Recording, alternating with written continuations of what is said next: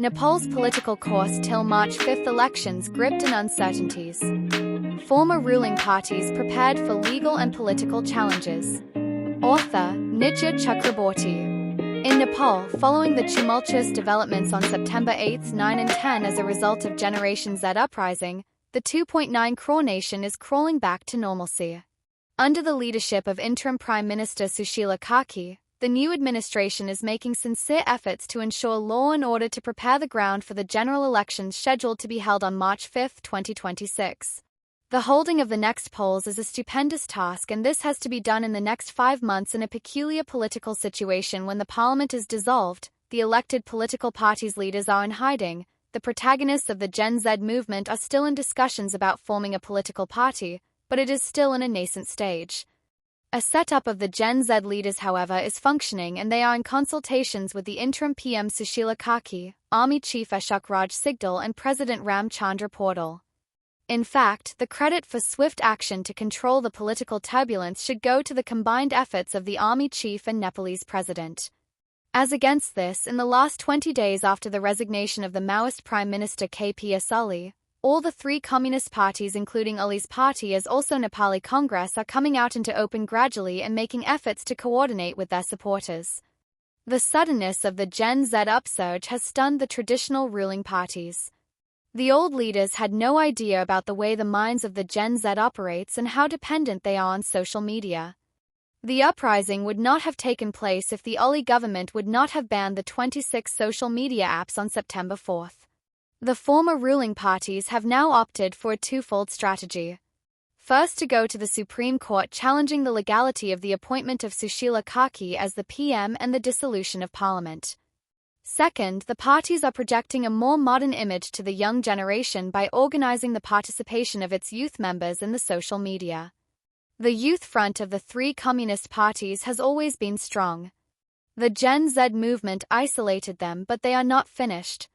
They are trying to reinvent and adapt their programs to suit more the requirements of the present political situation. Inner-party factional fighting has started in the communist parties. Both KPS Ali and Prakanda are being asked by the young members of their respective parties to resign and leave place to younger competent leaders.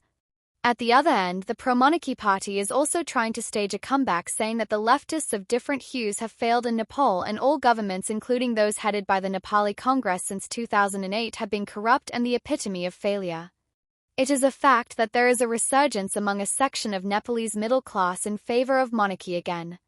The pro-monarchy party Rashtriya Prajatantra Congress is trying to expand among a section of the Gen Z protesters.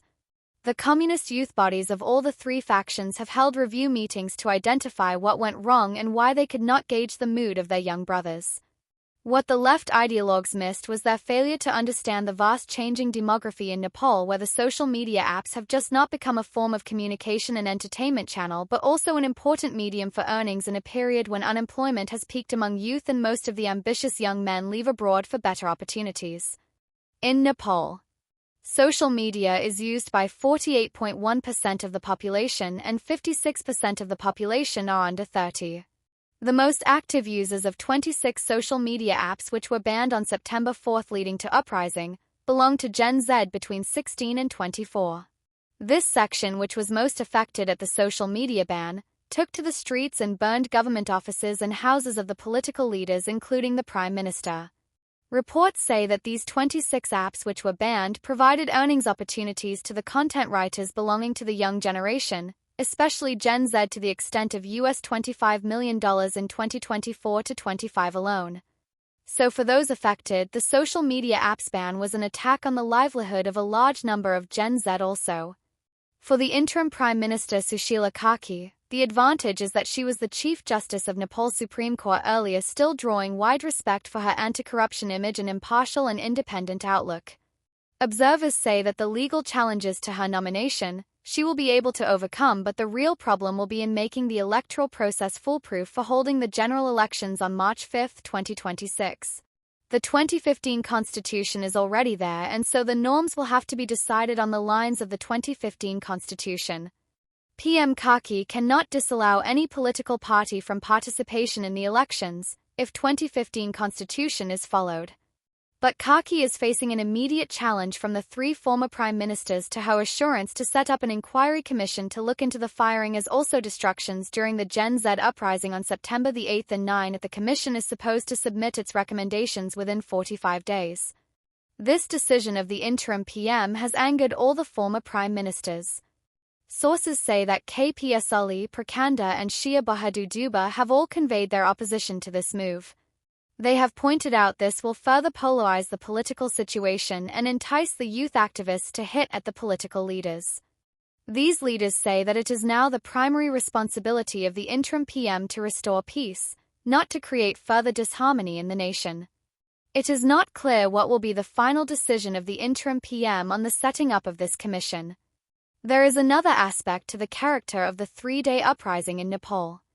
The destruction of the government buildings as also police stations and even a media outlet was planned. The interim government estimates the amount at US $21.2 billion. A massive amount nearly equivalent to half the country's GDP. This pattern of destruction could not have been done without any plan. Many media people in Nepal say that the US agents played a role in destruction of the offices of the Oli government who was known as pro-China.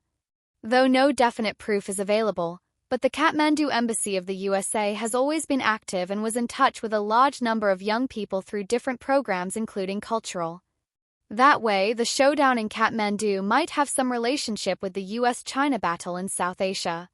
Nepal is very crucial to US geopolitics because of its proximity to both India and China. The US was desperate in getting a fresh foothold near Nepalese power center.